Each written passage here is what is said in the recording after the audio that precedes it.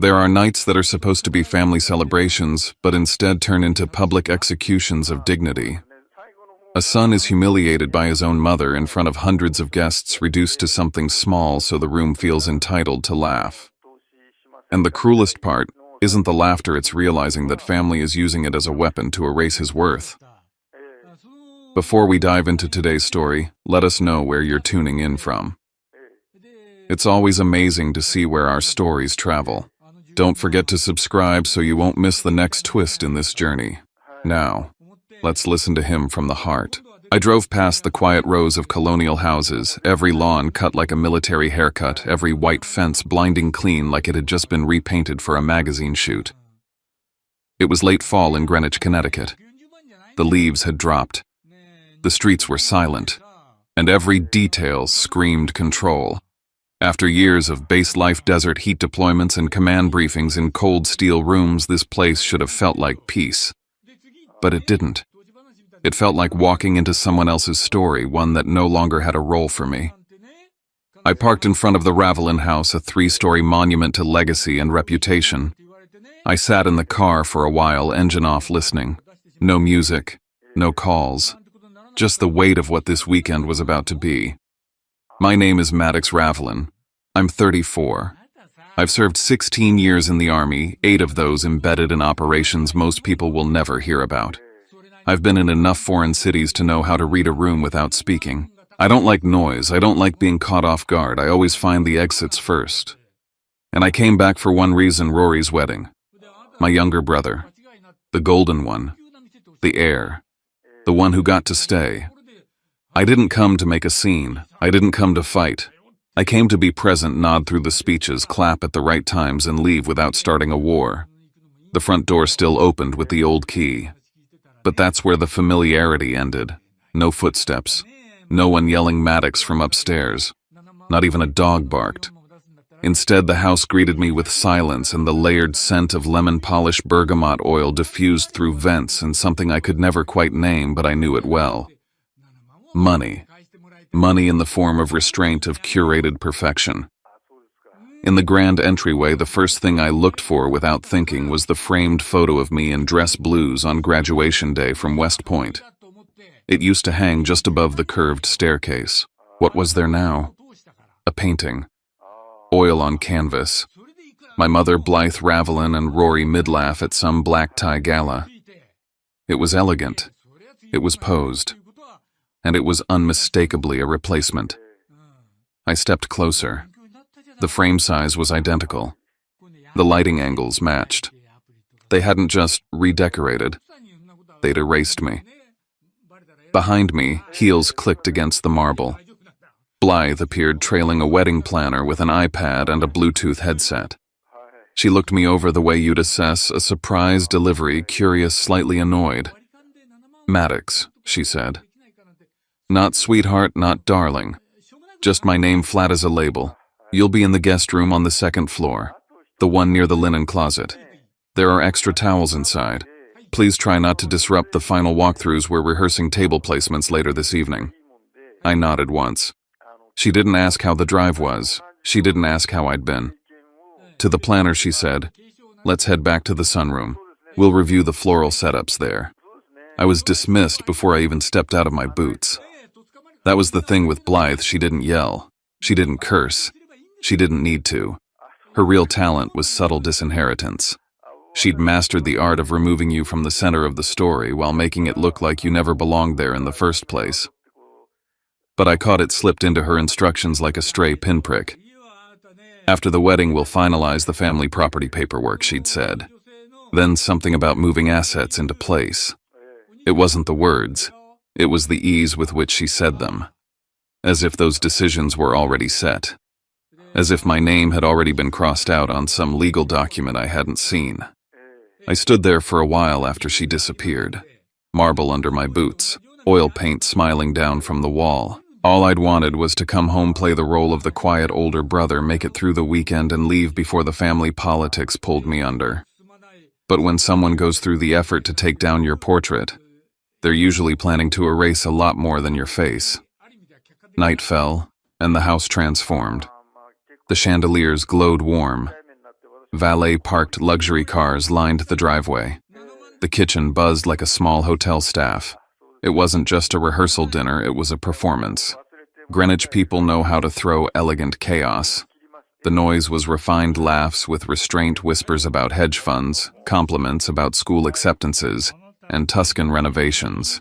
Every wine glass chimed politely. Every guest looked like they belonged to a catalog. I didn't. I knew it. And worse, so did everyone else.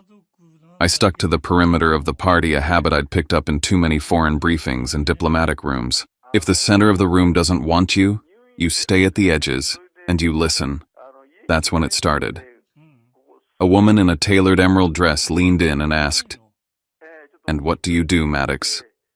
Before I could answer, my mother was suddenly there. Her hand on the woman's elbow, her voice a soft trill. "Oh, Maddox, he does some sort of administrative work with the government. Desk stuff, nothing exciting." She laughed, the kind of laugh designed to sound effortless, the kind that closes a conversation before it can open. I saw the shift happen, the guest's interest turning into polite dismissal. I could practically hear her reassessing me, not military, not remarkable, not useful to this room. But Blythe wasn't done. She pulled something from a cabinet, a stiff white apron, folded sharp, the kind you'd find at a budget catering event. She handed it to me, smiling like this was a favor. "You don't know many people here, so why not help with the hors d'oeuvres you're used to serving after all?" Then, loud enough for the nearby tables to hear, she added, "He's just a low-rank grunt." The silence that followed lasted maybe 2 seconds, but it was filled by a wave of tight, sharp laughter. Controlled, coordinated, and cruel. I looked at Rory. He'd heard it.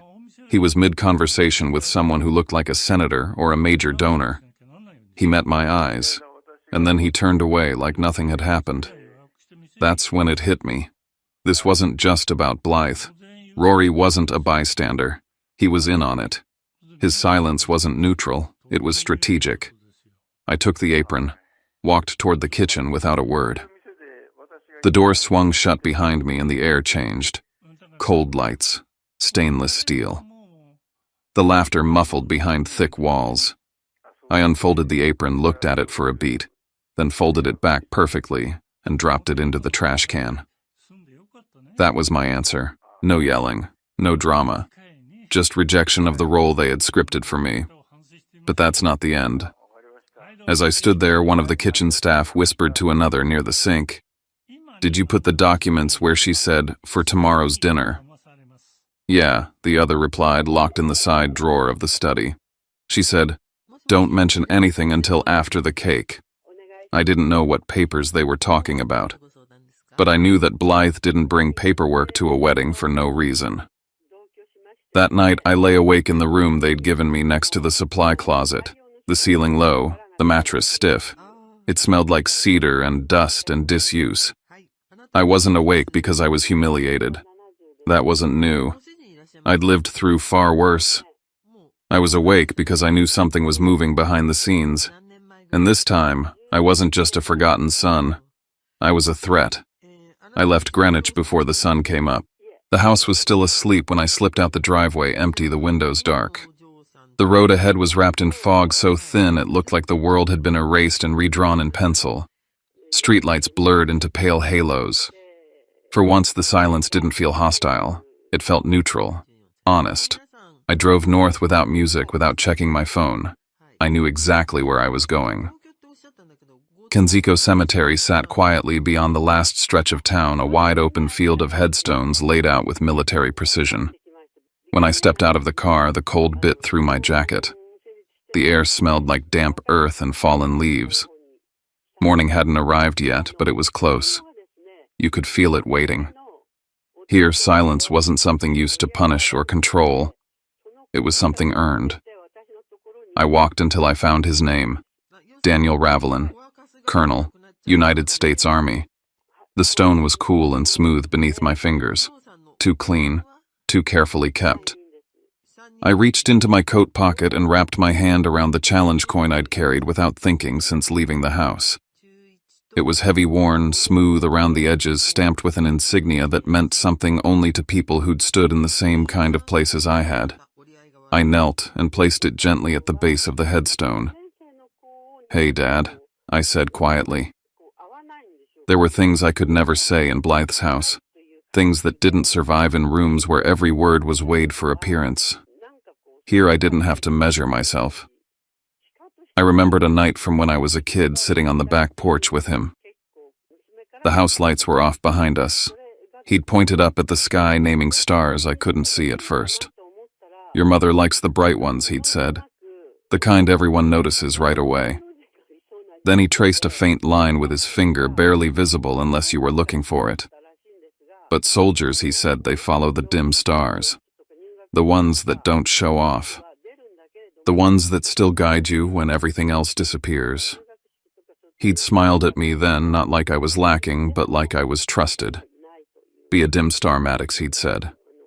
"Quiet, constant. You'll always know where you're going." At the time, I thought it was just a metaphor, a lesson about humility. Kneeling there now, something else caught my eye. The grass around the stone was disturbed, not badly, subtly, as if someone had been there recently. There were clean streaks on the granite wiped down with care. It wasn't Blythe. She hated places like this. There was nothing to display here, no audience, no return on investment. So who had come? Rory, unlikely. Or someone else. I stood slowly, my knees stiff from the cold. As I did, another memory surfaced, one I'd pushed aside for years because I didn't know what to do with it. A week before he died, my father had stood in the study looking out the window at the house. He'd said almost to himself, "That place doesn't belong to the shine.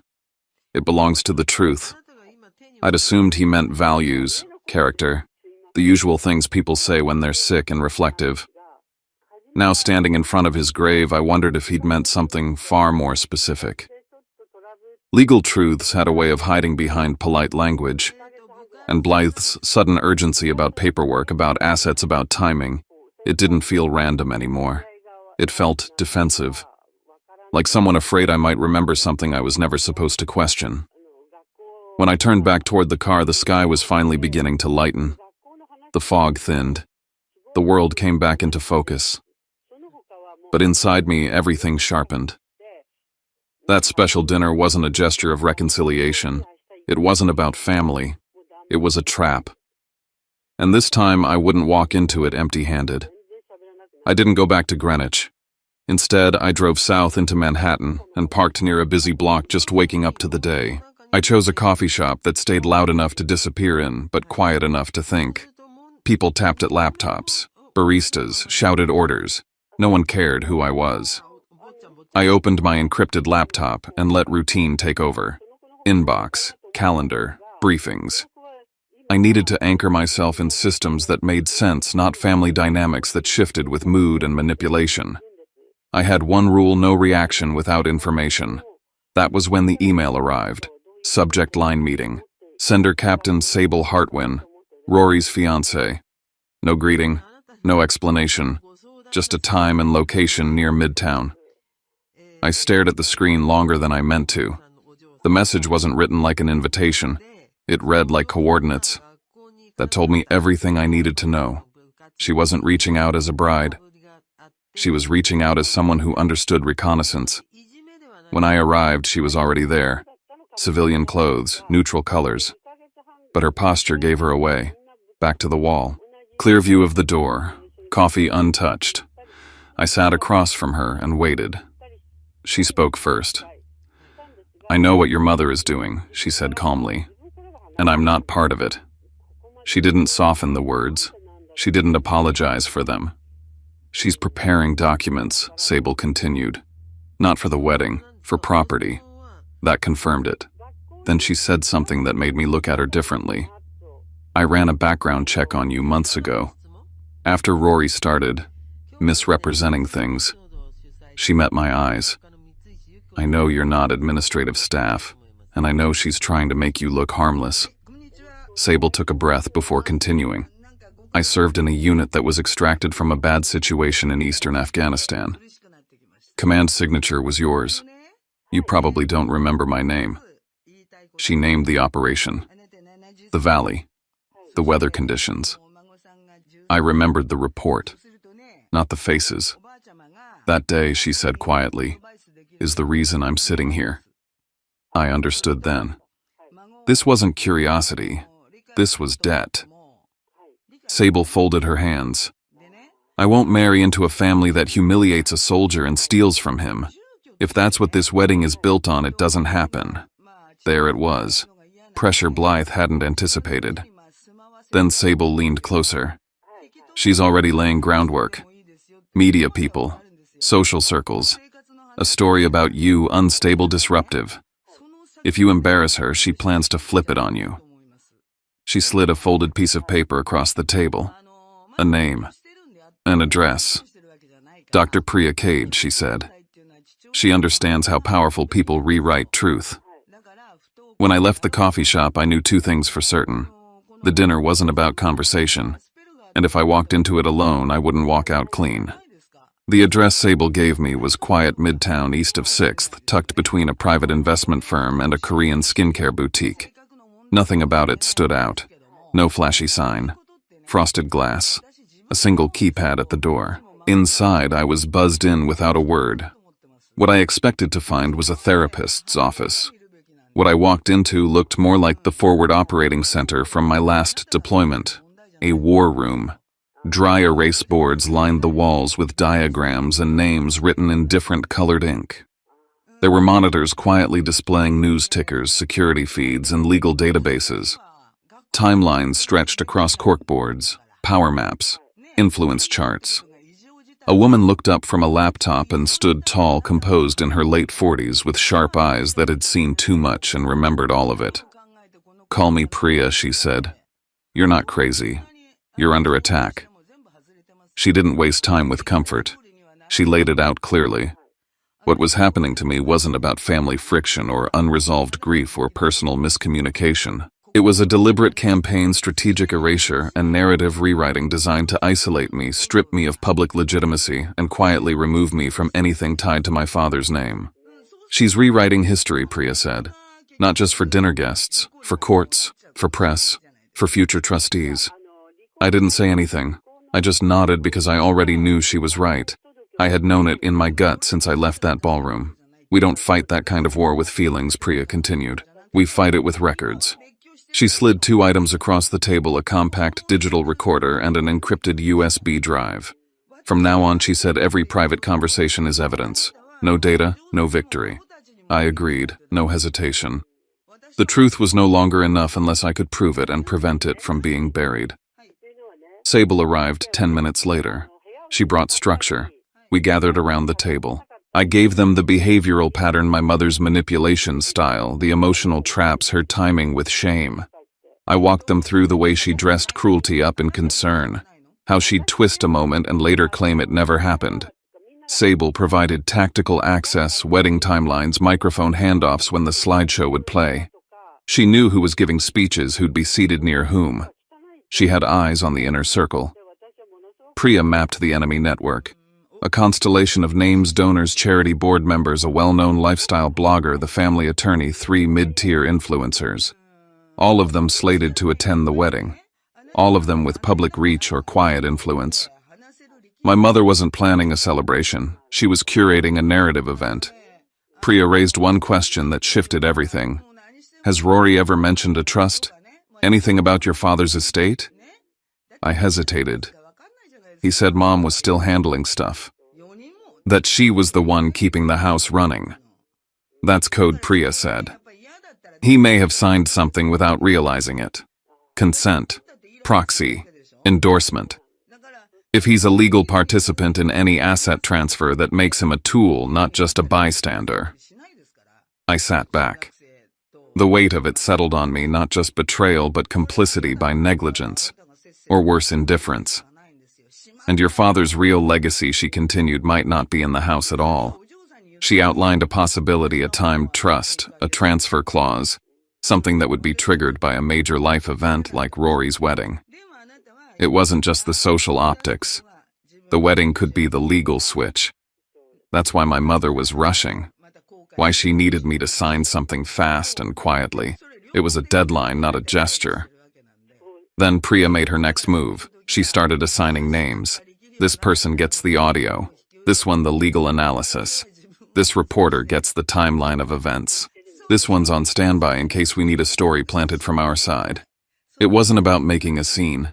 It was about anchoring the truth in too many places to bury. Sable leaned in again. She's mentioned an old photo of you. She said it might come in handy if you made trouble. That landed hard. I knew the photo's sweaty, exhausted moments after pulling out of a 17-hour siege in Kandahar. My eyes looked hollow. The lighting made my skin look gray. Here's the plan, Priya said. You're going to walk into that dinner. You're going to let her lay it out. You will not interrupt. You will not show your hand. Let her speak. I nodded. And then, for the first time in years, I felt like I wasn't just absorbing blows in that family. I was preparing my own strike. The room shimmered with quiet wealth. Soft jazz floated under the murmur of Manhattan's elite. Per se wasn't just expensive. It was curated restraint luxury that knew how to whisper. My mother had reserved a private alcove overlooking Central Park.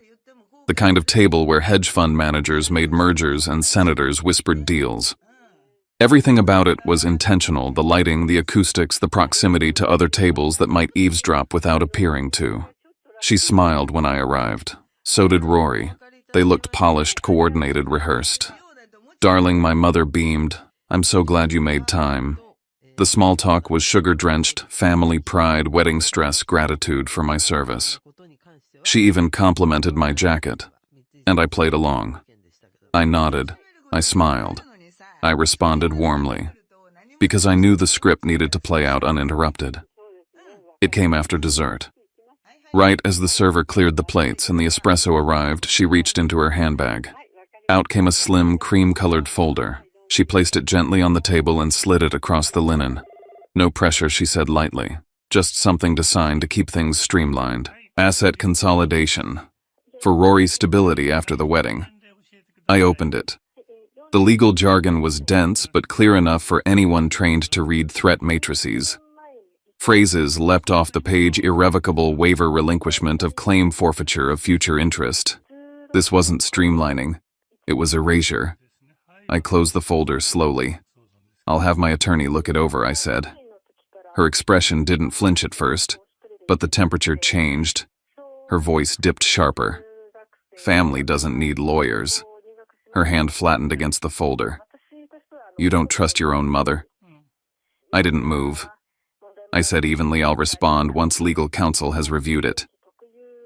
And I stood up. I dropped 100 on the table. Looked at Rory. His eyes were empty. Then I walked out. No argument, no dramatics, no performance for the onlookers she'd surely counted on. I didn't give her the scene she wanted. That night I went home and got to work. Every page was photographed, documented, and uploaded to Priya's secure drive. The audio recording backed up 3 ways. Everything was time-stamped. Priya called me within the hour. Her legal analyst confirmed the folder was a full forfeiture document constructed by a specialist in high-net-worth family disputes. If I'd signed, my rights would have been near impossible to reclaim. But the night wasn't over. Sable texted me a link. A lifestyle blog that catered to the New York elite had just posted a story. No author name, just exclusive insight.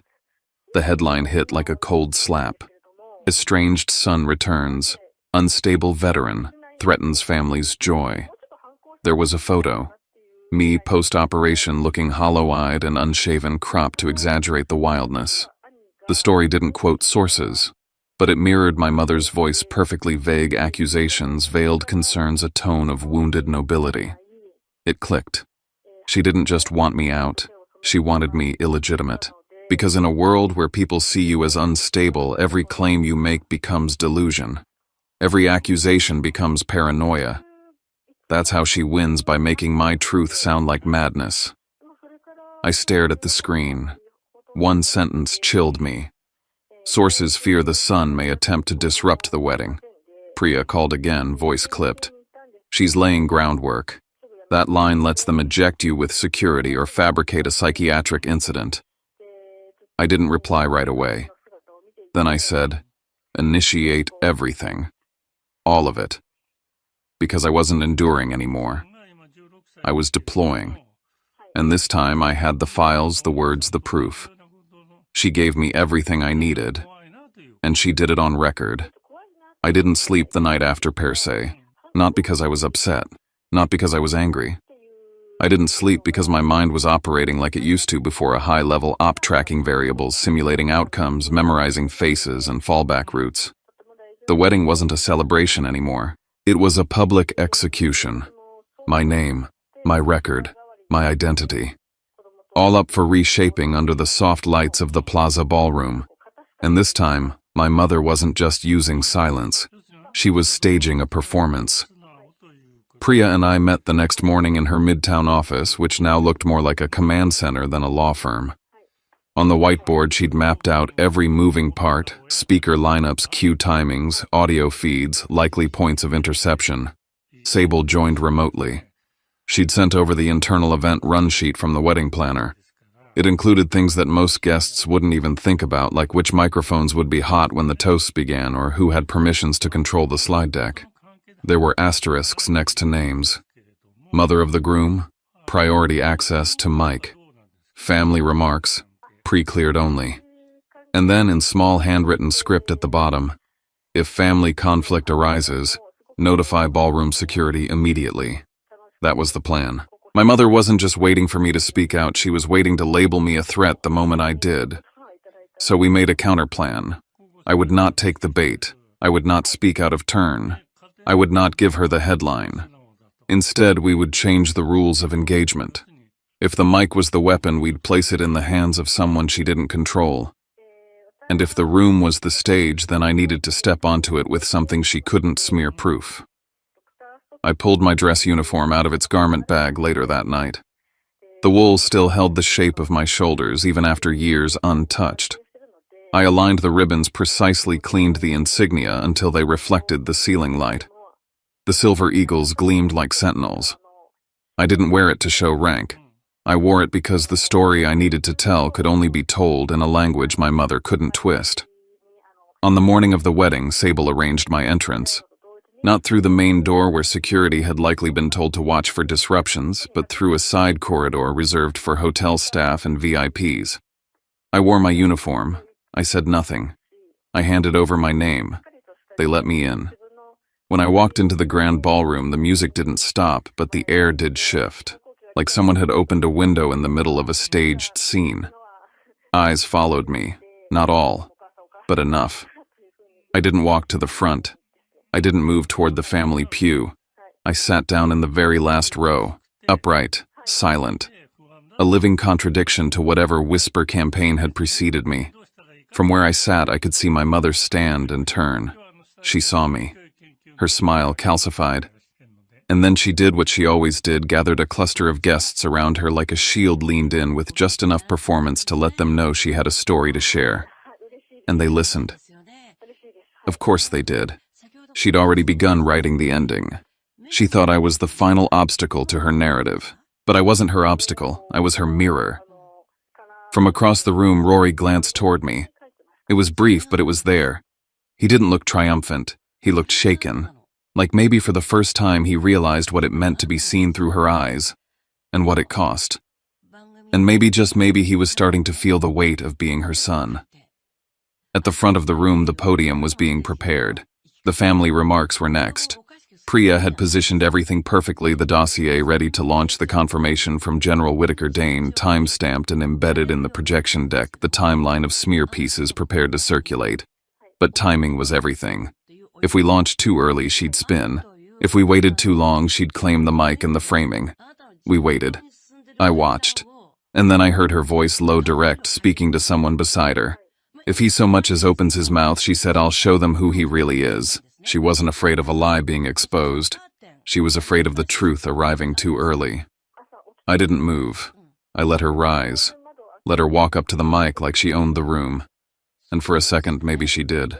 But not for long. The lights in the Plaza Ballroom adjusted slightly as the family speeches began. just enough to cast a glow on the podium without overwhelming the chandeliers. My mother took the stage like it belonged to her. Of course she did. She spoke of legacy, of sacrifice, of building something meaningful. Her words were measured, her tone perfectly modulated, warm enough to sound maternal, detached enough to sound regal. She hadn't mentioned my name yet. She didn't need to. Everyone knew what was coming. They just didn't know when. And then it landed. She turned slightly, her gaze drifting toward the back of the room, and with a casual cruelty, she said into the mic, "Of course, not everyone understands what it means to serve the family. Some choose their own path. Our own version of a low-rank grunt." Polite laughter followed, measured, synchronized. It was the kind of laughter you hear at fundraisers and gallery openings, more about signaling allegiance than amusement. They weren't laughing at a joke. They were laughing because they thought it was safe. And then it wasn't. Rory stood up. He didn't hesitate. He didn't check with anyone. He walked to the edge of the platform and reached for the mic. My mother froze mid-sentence, hand slightly extended like she might pull it back, but Rory's grip was already on the mic stand. He didn't look at her. He looked at me. And in one clean motion, shoulders squared, spine straight, he raised his hand in a military salute. "To Major General Zev Ravelin," he said. Clear, slow, deliberate. The room stopped breathing. I didn't stand. I didn't move. I watched my mother's body language collapse in real time. Her jaw slack, her eyes wide, her posture sagging. She looked like someone whose lines had been stolen from her just before curtain call. Rory kept speaking. He acknowledged my rank, my record, that I had commanded units in live operations that saved lives, including Sable's.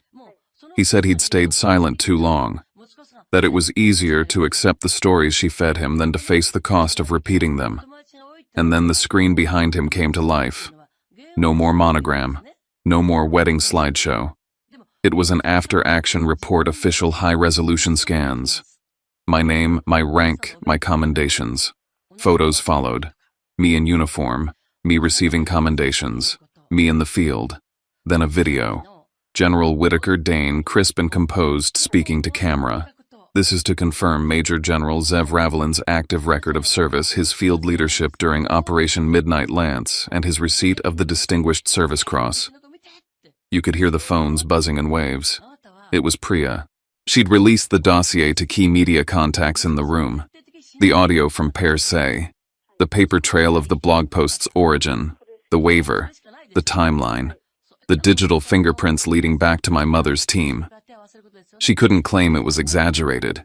She couldn't say I planted it. It was in their hands now. Not mine. Not hers. She screamed, "Stop this." She moved toward the stage, but no one cleared a path. Not this time. The applause started small, a single table, then another, until it became a standing ovation, not for spectacle, but for justice. The human instinct to honor the truth when it finally cuts through the noise. I didn't walk to the front. I didn't raise my hand. I stayed seated. Because I wasn't there to reclaim a spotlight. I was there to reclaim a story. And I had. 3 days later, my attorney sent a letter to my mother. It was concise, formal, and legally unshakable. I was the rightful heir to my father's estate. I didn't evict her. I didn't humiliate her publicly, but I did serve her a rental agreement with terms set at full market rate. Every dollar from that rent would go into a scholarship fund, named after my father, designated for the children of wounded or fallen service members. She could still live in the house she'd weaponized, but she'd do it knowing it now served a purpose she never believed in. And I didn't need her permission to know who I was. Inheritance isn't about property. It's about what you protect when no one's clapping. It's about standing still while the room spins and being the only one not dizzy.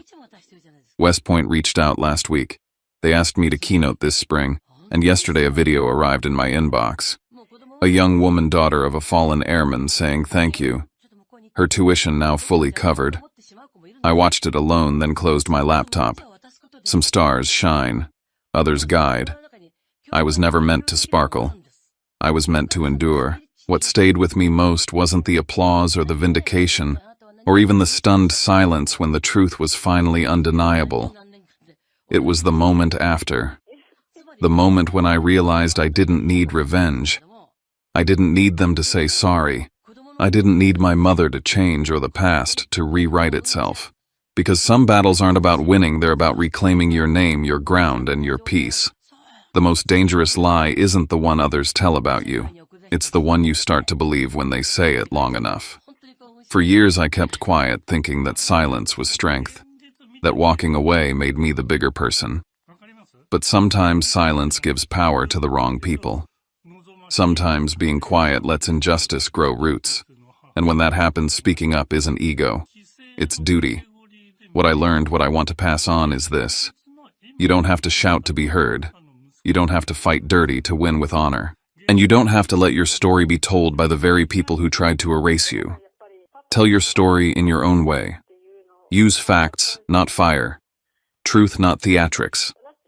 Let your values, not your anger, lead the way. That's what makes the truth undeniable. That's what gives it weight. And if the people you love become the ones who wound you most, don't let that turn you into them. Let it turn you into someone better. Someone who turns harm into healing and legacy, into something lasting. My father once told me rank fades. Integrity doesn't.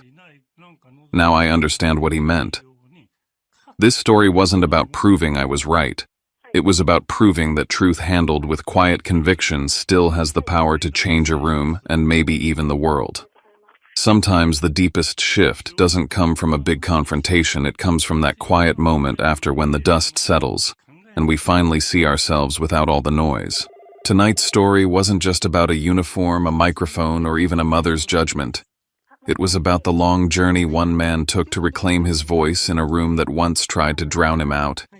And maybe in some way we've all known what it feels like to be misunderstood, mislabeled, or dismissed by the very people we long to be seen by. We carry so much in silence. But healing doesn't always mean confrontation. It can also mean standing tall, choosing what kind of person we want to be when no one claps and walking away without needing anyone else to rewrite the ending for us. The truth is, not every story gets a clean resolution. But even in the mess, there's beauty when we choose grace over bitterness and clarity over chaos. If something in this story resonated with you or reminded you of a chapter from your own life and you feel like sharing, we're here. Just a few words in the comments might help someone else feel a little less alone. And if you'd like to stay close to this circle of quiet stories where truth finds its way through the noise, feel free to subscribe. We'll be right here next time. Same place, same voice. Until then, take care of what's true in you.